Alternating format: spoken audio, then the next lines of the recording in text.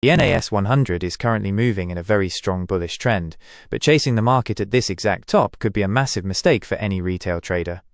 Please watch the full video. Looking closely at the 1H chart, we can observe a very clear market structure of higher highs and higher lows. Multiple break of structure points confirm that the buyers are still firmly in control of the overall trend.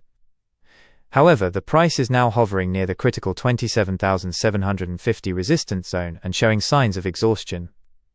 We are seeing a small consolidation and a clear rejection at the peak, which suggests the market is currently overextended. When the market is this stretched, smart money institutional players rarely buy the peak. Instead, they patiently look for a healthy pullback into high probability demand zones.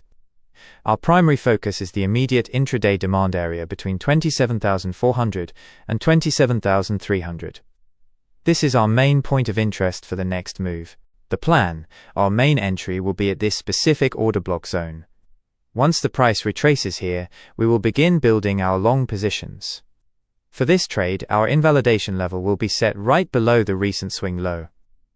This means that if the price breaks this specific level, our current bullish bias will officially change.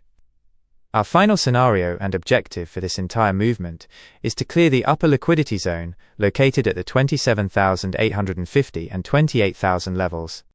If the 27,300 demand fails to hold, we could see a deeper corrective move toward the strong support levels at 27,000 or even 26,400.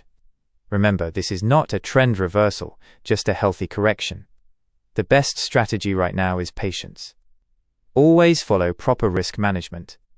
See you in the next video. Follow for more, the next analysis is coming very soon.